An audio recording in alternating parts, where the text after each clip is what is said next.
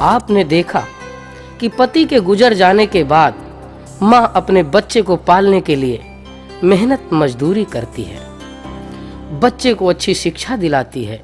धीरे धीरे बेटा जवान होता है तो माँ के अरमान भी जाग उठते हैं कि घर में बहू आएगी।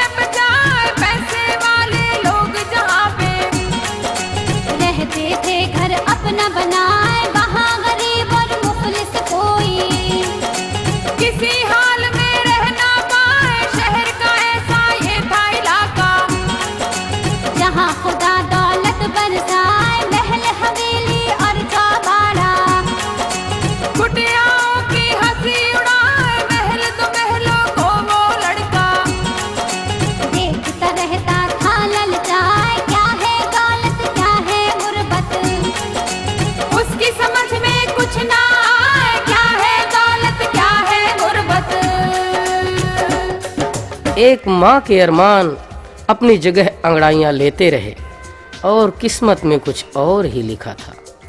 उसका बेटा जवानी की दहलीज में कदम रख चुका था।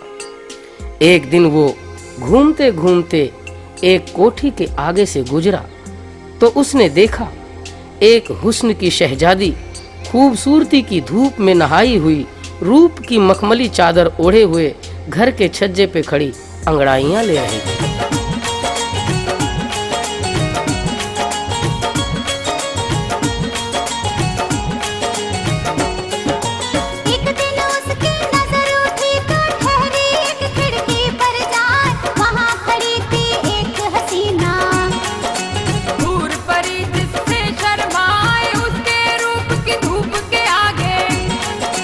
नजर किसी की ठहर न पाए, रेशम जैसी नर्म जवानी।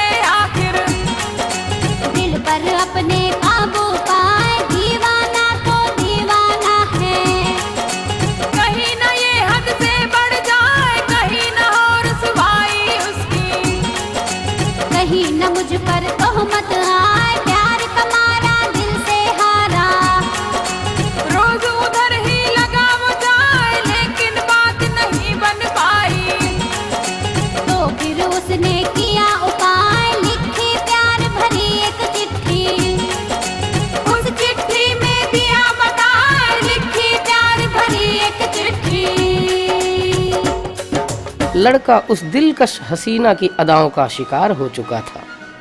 वो रात दिन उस सब्ज परी के ख्यालों में खोया रहने लगा।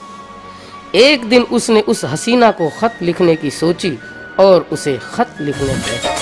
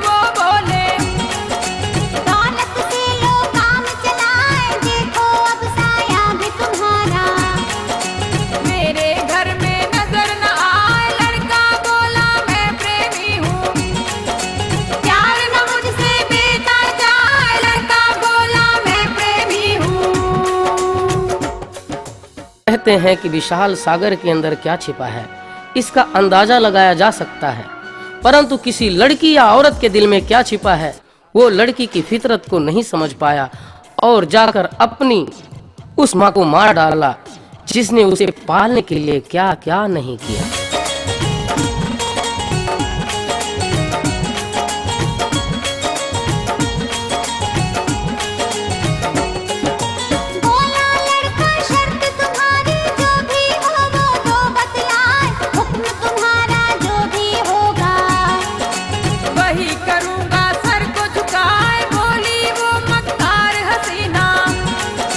माँ का दिल जब दोगे लाए तब मैं तुमसे करूंगी शादी।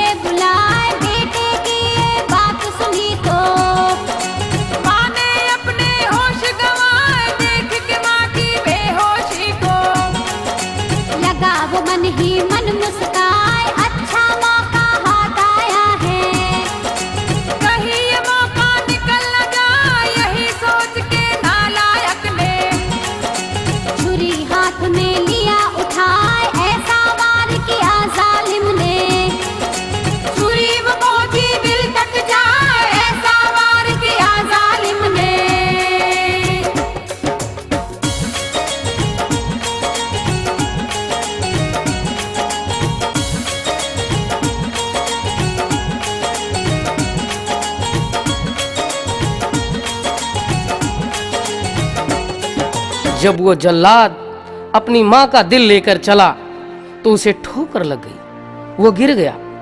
माँ का नाजुक दिल दूर जाकर गिरता है, लड़के को चोट लग जाती है तो माँ के कोमल दिल से आवाज उठती है और उसका दिल चीख उठता है, बेटे तुझे चोट तो नहीं आई। ऐसी होती है माँ जो अपनी नहीं हमेशा अपने बच्चों की फिक्र करती है।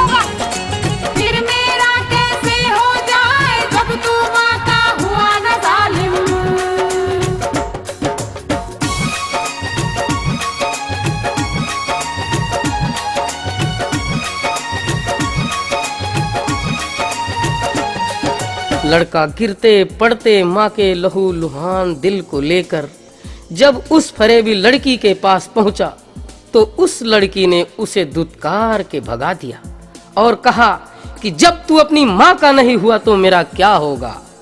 वो लड़का जिसकी सारी दुनिया ही उजड़ चुकी थी वो कहाँ जाता।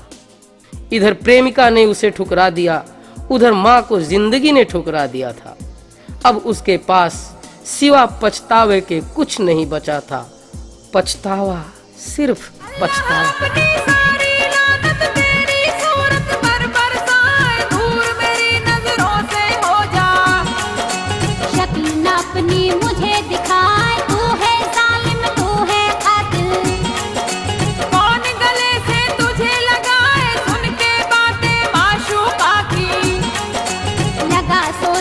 होश में आए